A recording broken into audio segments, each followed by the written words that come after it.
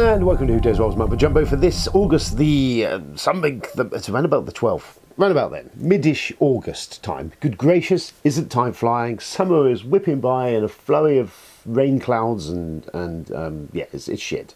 Weather's all over the fucking place. Who wants to talk about the weather anyway? Fuck it. I mean, it's good board gaming weather. Rain, come inside.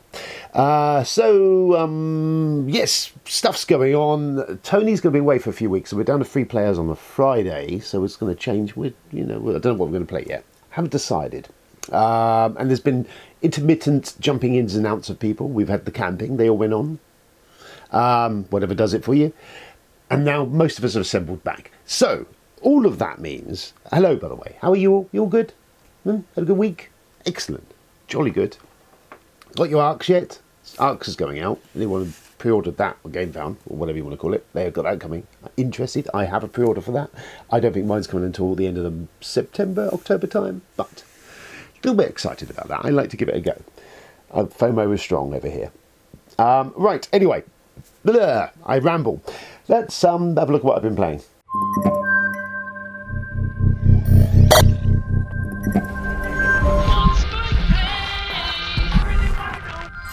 Played a couple of things. Ark Nova came out actually on a Friday night the other week. I played Ark Nova for a while, which I won't go massively into it. It's a kind of semi.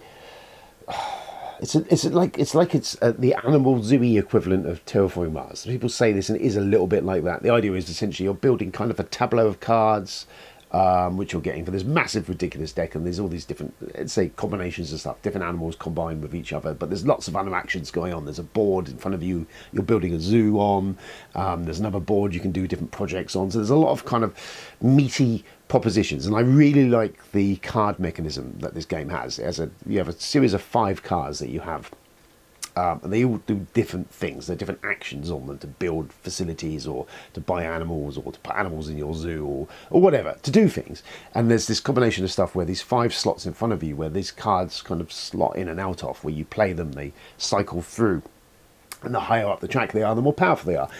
I really like that mechanism. And the expansion added different types of cards, like slightly tweaked cards, to give you a bit of an asynchronous feel to the game when you play it, along with the mats and stuff. So I really like all of what it's doing. It is kind of midway-ish thing. If you like Terraforming Mars, and you felt that you wanted something with a bit more meat on it, then some people argue this, but I do feel it does a lot of what Terraforming Mars does, sort of.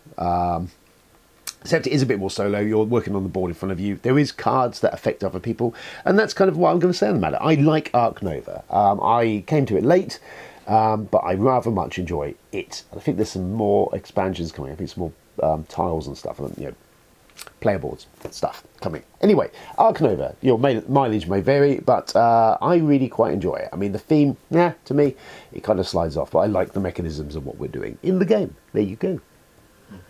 Other than that, Risk, a Legacy, we've got a few more games of that in. We're kind of diving really deeply now into Risk Legacy. And whilst I'm trying to sidestep around some spoilers, this is an old game. It is now. It's over 10 years old, I think it is. So, you should be, you should have played this by now. And you should have played this by now. I know it's a Risk game, but it's fun. It is fun. It's got the Legacy in it, and the Legacy works very well in this. What I will say, we've got to the point now we've opened up within some of the components we've opened up, and there's some stickers gone down on board, and areas have been named and stuff, and naming areas and putting cities in them, which you can do, give you extra buffs, and you can put scars on the board, which allow you to affect areas to either weaken them from attack or defense, or give them meet like defensible positions, give you pluses in defense.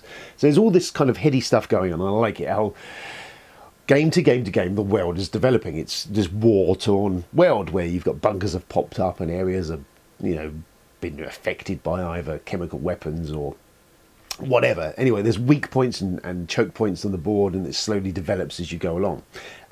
So when you reach a certain point in the game, you'll unlock the ability or the additional rules to allow you to change up how the game starts. And during the game, you're logging on your player cards, each of the factions that anyone can play. You log the wins and losses on them and all that stuff, and they can be modified with stickers being applied to them to give those more asynchronous powers as you play for the game. And some of these factions kind of rise up as being quite powerful with the right combination of stuff and where they are on the board. And you could feel that you could get in the position of someone being like OP, where they are selecting that faction every time and they're just powering through. Well, what I like is at the start of the game now, it changes how that works. And what you have is a series of set of cards that go out that allow you to draft for various things. So one allows you to draft for the placement, one allows you to draft for when you go in the turn order, one is for the amount of armies you start with, another one is the amount of coins you can use to trade in for more armies, how many of them you start with, and something else that escapes me now. But you've got this set of cards there, and along with the actual factions that people have been using, everyone rolls the dice, whoever gets the highest gets first dibs on all of this stuff. So it's kind of already this sort of choice option there, which I really enjoy. Is like, well, what do you go for? Do you go for the early turn? Do you go for the more troops? Do you go for the more coins? Do you go for that faction? That's really tight and nice. And I like how that mixes it up. And it also means that, you know, you've got to make sacrifices or choices early on if you want that thing. And it does mean it shakes up how the game works, because if people take a faction that someone else has been using quite a bit and they really like, and then someone else takes it from them and uses it against them, that's kind of cool. There is a few little tweaks in it. I mean, having your faction and certain cities on the board, so like capital cities you put down, where only you, if you've put that and founded that capital city, then you can use it as a start point. No one else can. So there's areas of the map become more powerful to certain factions, and factions, when they're played in the same areas, you log that at the back of the card, and the more the area that they've started or played in the most becomes their home territory, and then buffs come to that. But that is transferable to if someone else takes them. So it's really, I like this mechanism. I like how it works, how these little bits and pieces it does, this extra business, but it means that no one's kind of safe. You can't keep sitting on that one faction or that one territory, that one thing, because someone can come along and piss on your chips. So that's that. I won't go into much else of it. I mean, that is early doors. You'll open that thing, and it's not like to know that isn't ruining the game. It kind of, I like how the game naturally develops as you play and gives you these options. Once you understand the game and the mechanisms and what factions are more powerful, that little bit of business at the start is really kind of cool. Anyway, so there you go. It's Risk Legacy. I say again, it was been very reasonable a few places recently. I think even Zatu or somewhere had it for like sub 20 quid. I think I picked it up for about 25 in Bargamax. That is a steal. And if you've got at least 4 people, 5 it will play up to, like-minded people willing to kind of play Risk, which I appreciate. Is a lot of dice rolling and random and luck, but the legacy stuff is very good. Very, very good. So there's that. We've been playing that, played a few more games of that. What else? There was something else. Expeditions, that was it. So we played Expeditions Friday night. Ben has Expeditions, which is kind of the side call to Scythe. Played it a few times. First game I played, I kind of quite liked what it's doing, because you've got this, you're moving across the board, placing your mechs down, and you get an ability on the tile you've landed on. And then there's this big stack of cards that are split between upgrades for your mechs, or meteorites they're called, which is also something you kind of upgrade, or quests that you have to do on certain boards and the thing. And the idea of the game is you've got to get 4 of your stars down in an arbitrary fashion, just as Scythe likes. 4 stars and I've won! By completing these various, up to I think 9 or 10 sort of things you can do, whether it's having the most troops, or up to 8 troops I think it is, or workers, or having so much corruption you've taken off the board, or 8 cards in your hand, or stuff. And every time you do that, you can go to an area on the board and boast, and then you can put a star down. And areas are locked off by corruption, the tiles will go down, they have to be fought to take off. So as the game develops, the board develops, and it's sort of a slow build on the game. It kind of potters along, and then all of a sudden there's this kind of flow of activity towards the last couple of rounds, where everyone's like, oh, and stars are going down, and then that's the end of the game. Scythe, and that's Scythe. Anyway, I quite enjoyed the first play of it. I had of it, and I had a couple of subsequent plays, and my interest waned. It's okay. I stood on the realms of it was okay, but it was lacking in some ways. It wasn't doing anything revolutionary different to Scythe or whatever. And Scythe is a game I'm not a huge massive fan of. I tolerate it, as I've said before in the video a couple of weeks ago. It's fun. Anyway, Expeditions. So with that, but they brought an expansion out. Who would have shocked and stunned to hear that? So the expansion, and Ben brought it along, we played with the expansion. So the expansion adds a couple of things. It's a couple more mechs and boards. I think it also changes the components of the mech boards, makes them dual layered now, I think.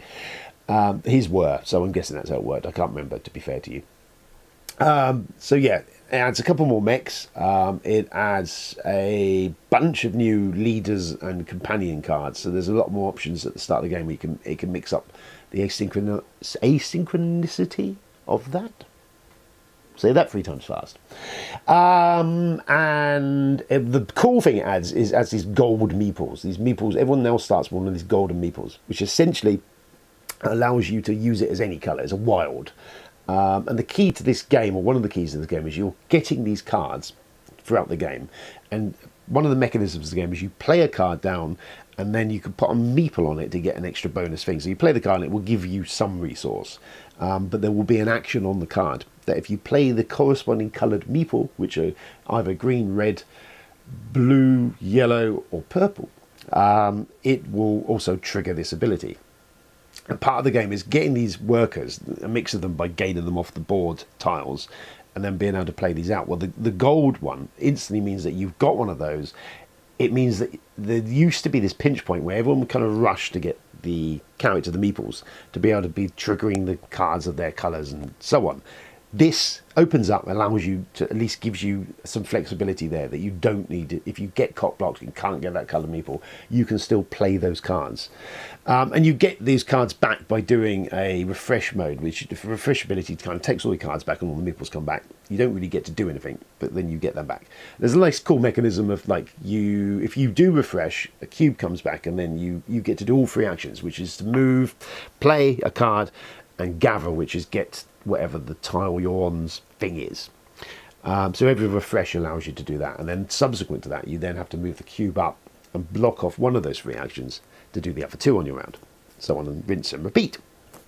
The only other thing the expansion adds is a corrupted mech that goes on the board after someone's put a star down, and that mech comes with a deck of cards that every round one of them's drawn on that player's turn, whoever it was that triggered it.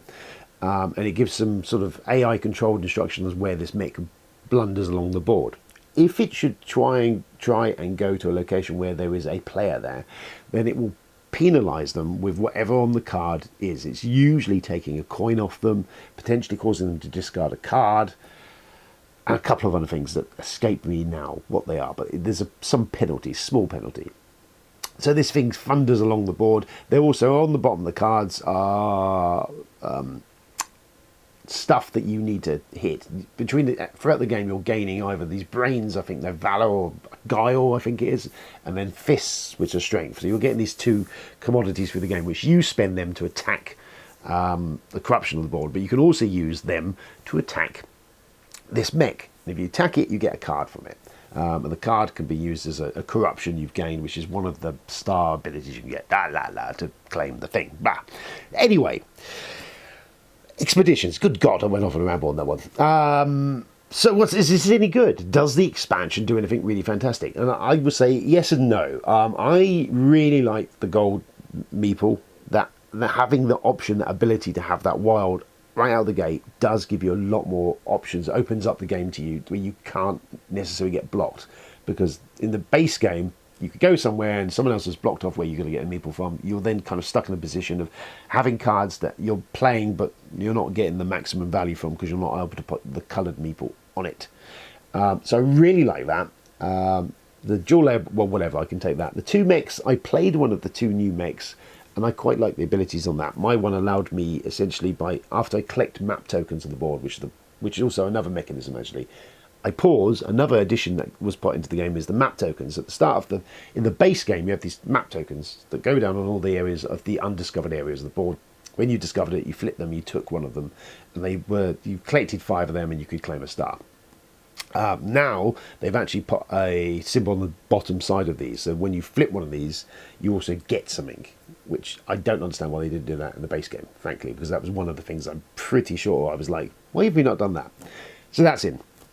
Anyway, I paused to come back to where I was. My mech allowed me, when I did a refresh, I could discard one of these map tokens to then have one action, either play a card or move or gather, which was really quite handy. If you tied it up, I was doing well. I didn't win the game, but I did all right. So, expansion. Anyway, as I said, I really enjoy the meeple. I like the map tokens have been done. The upgraded components I can take or leave. I presume there's some more cards in there. I like the new factions. They're kind of cool. The only thing that left me cold was this corrupted mech. Because he kind of bumbled around the board when we were playing. We were playing 5. And also the game goes up to 6. I don't think you'd want to play this at 6. Because it does go on a bit. Especially if Robbie's playing and taking forever to take his turn. I'll just leave that there.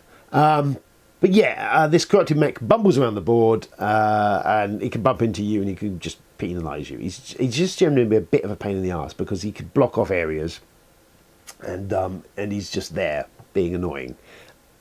No one attacked the mech at any point during the game we played.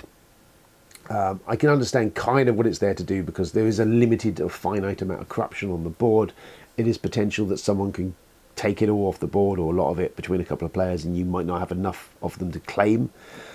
This gives you another way of gaining it, I guess. But there's other options of other stars you can put down, so you're never totally screwed by going, oh, well, that's all gone. I can't now win the game because of this. So yeah, I don't know. I mean, Expeditions, it's fine. I think it's perfectly fine. It feels kind of like Scythe in that it is a perfectly fine game. The expansion, as I said, I like the few bits it adds. I'm meh on the actual mech, as I've said. And there you go. I mean, there's 2 versions of Expeditions. You can buy a metal mech version or plastic mech version. I personally would say probably buy the plastic mech because it's cheaper.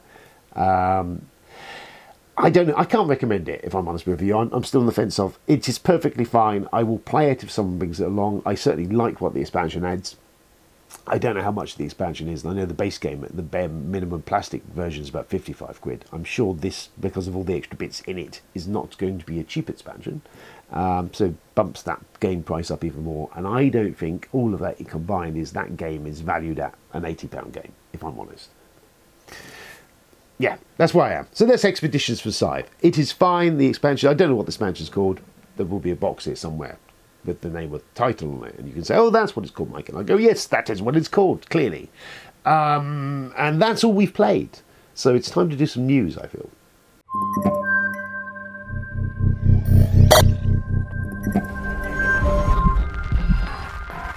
Here is the news. Gen Con, I'll cover it for reasons. They had 71,000 attendees. That's quite a lot, I guess, for Gen Con. I mean, it's a big event, I don't know. There wasn't a lot, I would say, of news coming out of Gen Con, stuff that I was going, ooh. Comic Hunters, I mentioned in a video a couple of weeks ago that's coming out, a more mass market edition, interests me because I'm a big comic book nerd. The idea of a game with you collecting comic books, kind of cool. So I'm, at the right price, and I believe it's quite cheap. I'll probably pick one of those up. I did see there was a House of Dragon game, Dark Dealings, which comes from Crossbow Hall, which I thought they'd been disbanded. So this may be one that was in the works before that happened.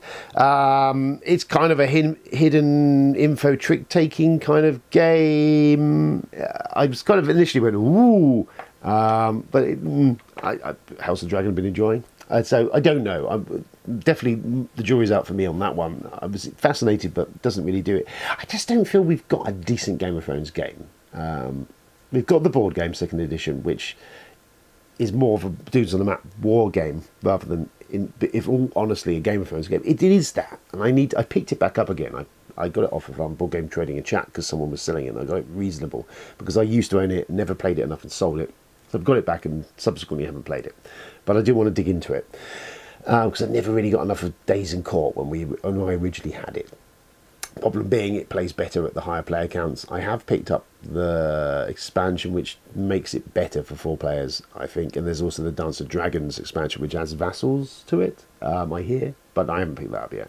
And it's, again, should I be investing in stuff of a game that I barely played?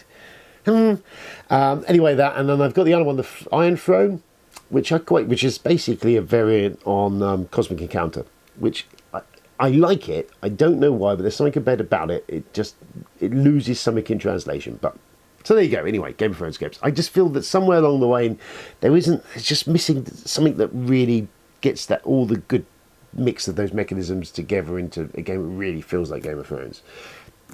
But there we go. I've said my piece. What else? So yes, anyway, where was I? I was talking about, yes, House of Dragon. That was it. News-wise, other stuff, Dungeon Degenerates, there is free expansions out on Kickstarter now for that. I really enjoy Dungeon Degenerates. It is a ridiculous game. It's this prog rock art styled game. It's deranged. I love the art, I love the style, I love the garishness of it. It is that evokes, the gameplay is quite involved in that it evokes 1980s board games in that there's a lot of moving parts and they kind of bump up against each other as you play it. And it's one of those games where you get out and you go, oh shit, there's all this stuff, I need to remember what it all does. And it's one of those games that once you get it flowing and you're doing what it's doing, it's a lot of fun, and it's stupid, and it's a bit dirty and a bit filthy and a bit rude and a bit just bleh. And I like all that. I like those aesthetics. Anyway, there's 3 expansions out for it. It is a game that's always expensive to get outside of a Kickstarter, especially in the UK. And 3 more expansions, which look great. I've not played enough of the base game, and I have the Mean Streets expansion, really, if I'm honest with you, to make it worth my while to get them. And they're expensive. And the problem with Dungeon Degenerates, I will say, is it's never cheap. It's all great, and it was all lovely, but it's never that cheap to pick up bits of this. So the price for all these kind of make me go, ugh, because I'm not playing it enough. If I was playing it a lot more and it was one that I was getting to the table on a regular rotation, I think I'd probably dive in. At this point, I'm not going to. I'll wait, because these come out fairly biannually anyway. There's always an expansion or a Kickstarter with them on, so the option will come round again. But there you go. If you're not a Dungeon Degenerate, then there's the option there to pick up the base game and do that. As I said, it is a game that I very much enjoy in its twisted way, but be a caveat to that, it is a game that has a lot of stuff going on. It is definitely not one for noobs, and it's one you've got a time commitment to. But it is fun. If all the aesthetics and all the weirdness of it is for you. If not, I can appreciate you would go, what the fuck? It looks like a Technicolor vomit. And I understand that. But I kind of like it. I like it. It feels like an underground comic. Anyway, I've said that. Frank West, him of City of Kings is how I first bumped into Frank West when he did City of Kings, which I believe is no longer up there on that side of the shelf. But it would have been very cool if it was there. It is now somewhere's over there, you can't see it. Anyway, City of Kings, big box. It's like this sprawling sort of tiles on the board, creatures move around, and it felt like World of Warcraft to me. It looked and evoked World of Warcraft, and I really liked City of Kings. It's this Euro-y kind of adventure-y game, dudes on the map stuff.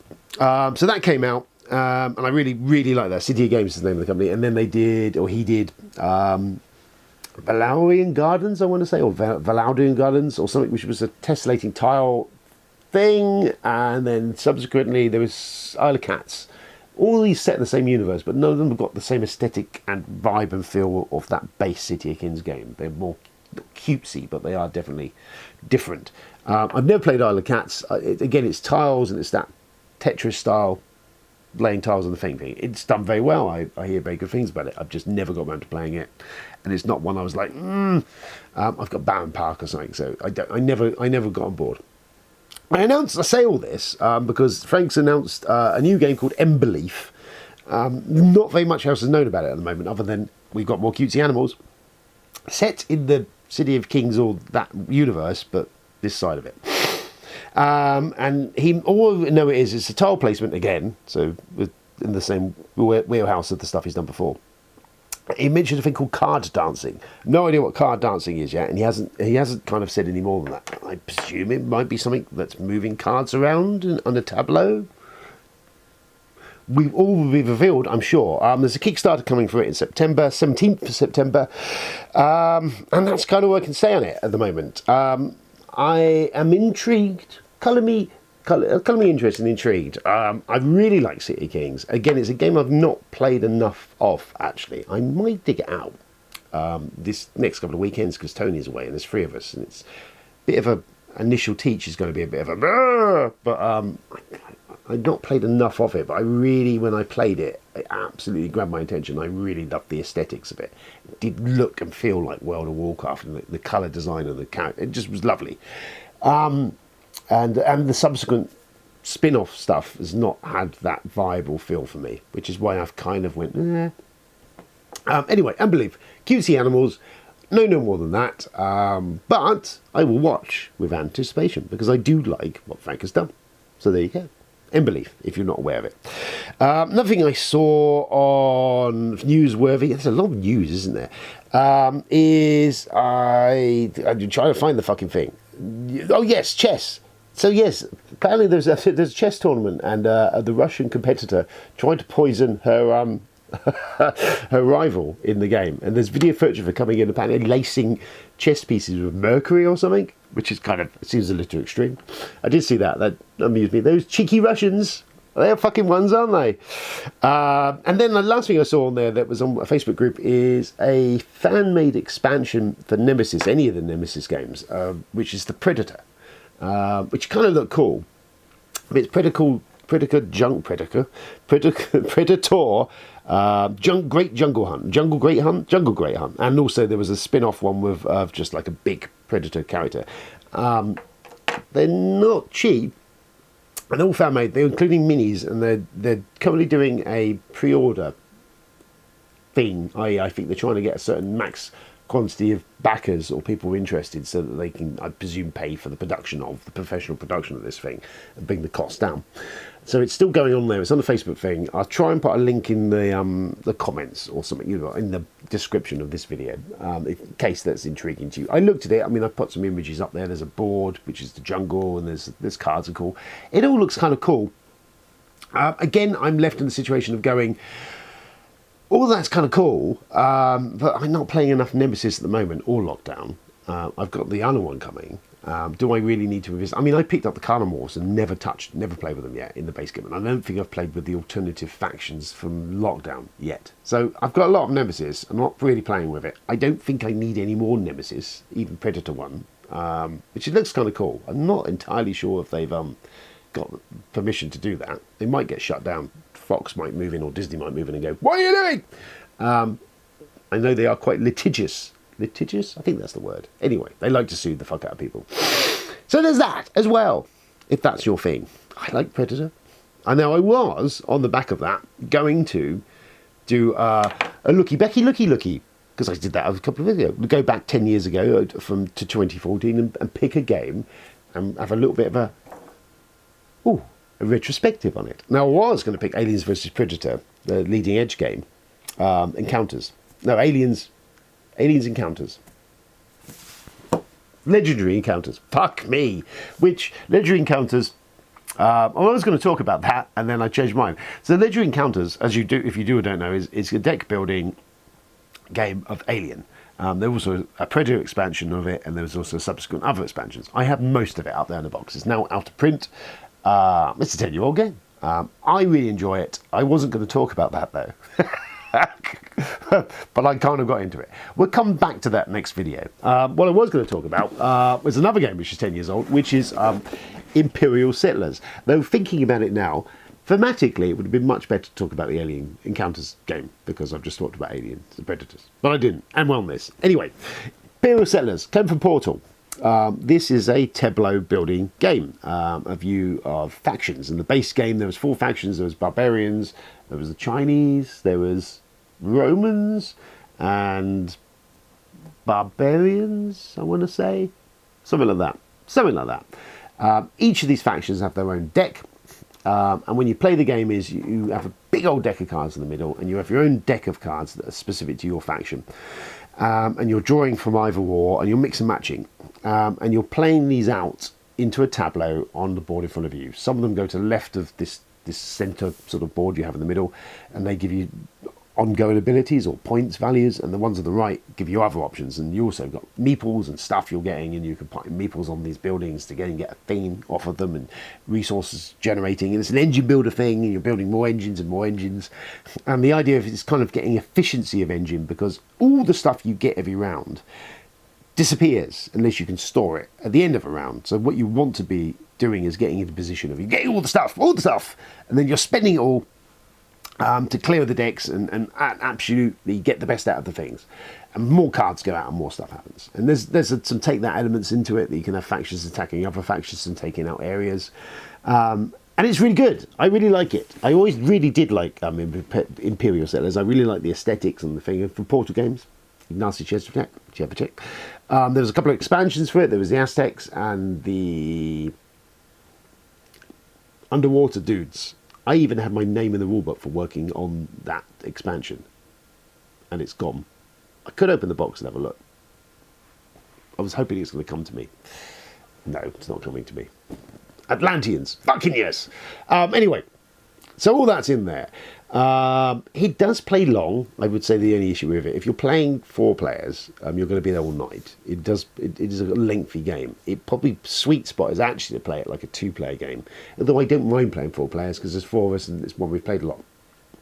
It was re-implemented a couple of times actually. We had 51st State, which itself was doing a second revised or even a third revised edition, which similar idea, same mechanisms, more kind of streamlined and more take that punchy in the face.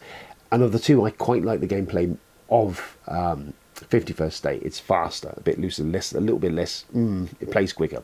I like it. Although I like this too. And then this was re-implemented like a second or third time into Empires of the North, which kind of took the idea of what this was doing and kind of streamlined it really down. Same idea, but kind of like much more simplified, and the actions simplified and sped up. And we also really enjoyed that, though I haven't played that for a while. And then this has gone on to spawn a bunch of other stuff. There's Imperial Miners, which was a couple of years ago now, which I enjoyed. Imperial Miners, again, a tableau building thing of the mining in there. There was, say, a bunch of expansions of this, Empires of the North, a bunch of expansions. There was a campaign mode for this, I think a solo mode for this. I've not played or owned them. A bunch of other small expansion box stuff for this. Lots of Imperial Settlers stuff. Loads of stuff and spin-off games. Done very well for them. So there you go. I mentioned that. I really enjoyed it. I've not played this for a little while, and I might want to dig it up and play it again. I think for a certain extent, Imperial Settlers is kind of in semi-retirement because I think 51st State does a lot of what this does for me. With kind of, whilst I like the art and design and theme of all this, I quite like 51st State as well. It's faster. I do like that. It's a bit leaner. It is a bit more vicious, which is why I think that sees the table more often than this does recently. Empires of the North I own, and again, it's one I got because I thought, oh, that's like Imperial Settlers but faster, and it is. But I've played it a couple of times and I've not really got any of the expansions, and I never was fully committed to it, if you get my meaning. I like it, but it's not something I've fully committed to. So there you go, Imperial Settlers. If you've never played it, I think it really is a tight, really great little 2-player game. I think that's really how it works. And I've never ever really delved into the deck building of this. There's a way you can do your own kind of deck building stuff. Never really did that, but maybe I should. But yes, it's a good tight little package. There is a bunch of expansions for this, as I've said. I like the base game. It is a really good, solid game. It's a good deal. It's one of Portal's, one of their long-standing, decent games. For me, as I said, I like it. I have never got rid of it because I do like it. I have a lot of fun memories of it. It was one of the early games I really got into, and really got into. So it might be one, it kind of sits there and I go, I like that game. Maybe I should play that again. Imperial Settlers. Have you played Imperial Settlers? What do you think about that? There's a lot of other stuff that does what this does now, but it's still got the really cool art and aesthetic. I really like all that. Ta-da! There's that. Now, I was going to talk about Scarred for Life Volume 3. I don't have the book here.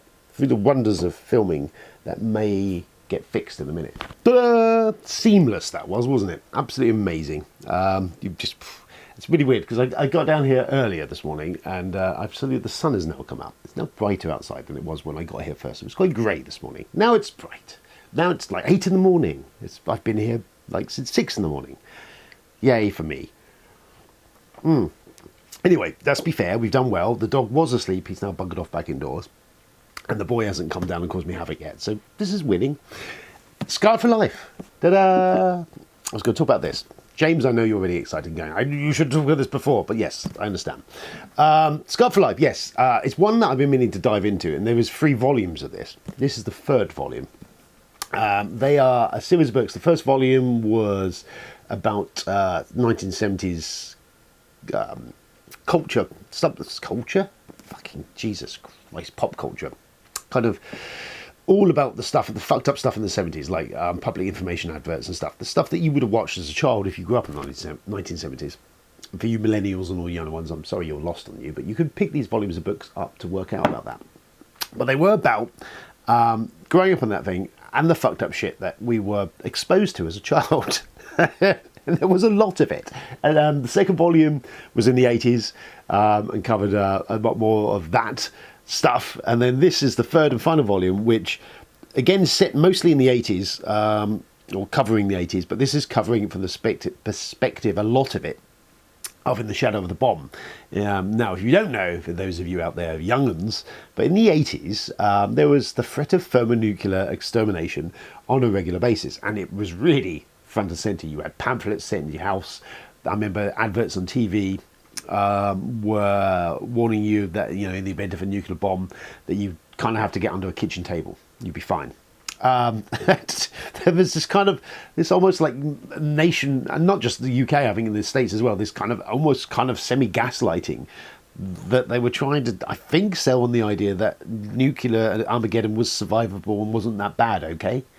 Which clearly it is. But I remember this going on as a kid. Weirdly, I don't think you, at that very young age, I would say young, I was in the 80s, I would have been 10, 12, 13. It kind of rolled off you. I mean, I was reading 2000 AD, which kind of was very glib with Armageddon and nuclear annihilation. It did love a bit of that. It was front and centre in that comic book. So I don't know, I never felt the existential dread of that. The impact of it as a child never really hit, even though we had stuff. As I say, Raymond Briggs' When the Wind Blows, which is a harrowing account of actually what would happen. And I think it was Briggs's response to it. Raymond Briggs, who you might also know as from the artist, comic book artist or writer and artist of Fungus the Bogeyman. He also did The Snowman. And this, no, not this, Where the Wind Blows, which is great. And there was an animated movie of it. I've gone off a little bit of a tangent.